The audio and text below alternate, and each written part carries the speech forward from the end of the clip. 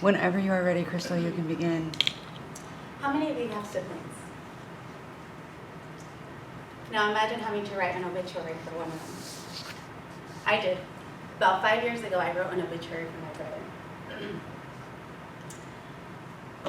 Today, I want to share with you why he is so important to me.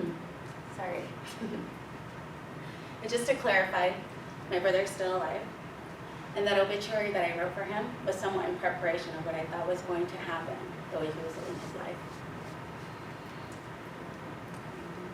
In me has grown a big admiration for my brother because he overcame a long battle of addiction to heroin. He has helped a lot of other addicts fight their problem with drugs. And he's fighting daily to make it in a new country. Today I would like to talk to you about my brother Aldo. His fight against addiction was not an easy one. It was one that took many years. Aldo started using drugs when he was only 13 years old. He started with marijuana, then painkillers, then heroin.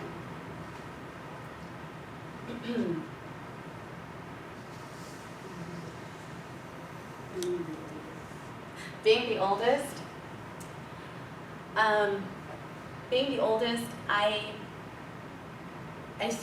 I felt that I had already prepared myself to lose my brother of an overdose. And I wanted to give my parents that time to grieve the loss of their boy. So that's why I wrote the obituary for him. He was in intensive care units several times.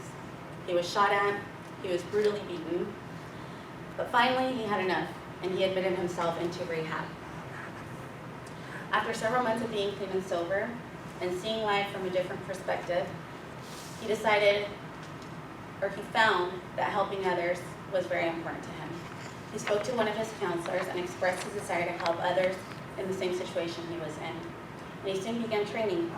Through the HIV Alliance, he was trained to apply the Narcar injection in the nasal. He was invited to several rehab homes around the area to share his story.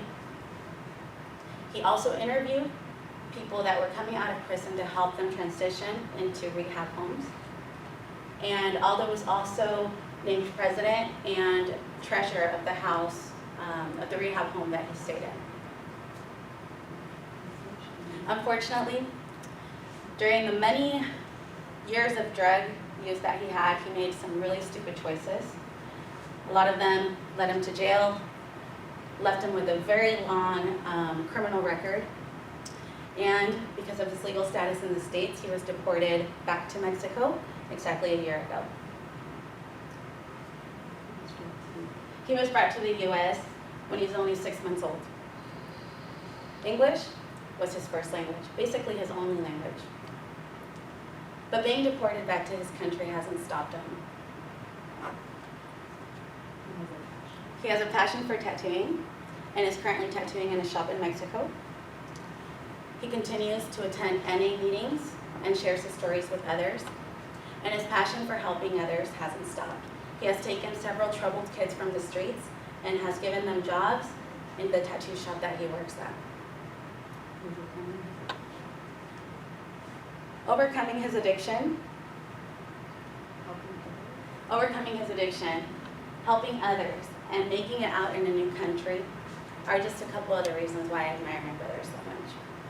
I thank God every day that I never had to read that obituary. And I'm so grateful for the relationship that my brother and I have built. And I'm so thankful that my mom can finally have her son clean and sober, something that she prayed for so many months. Thank you.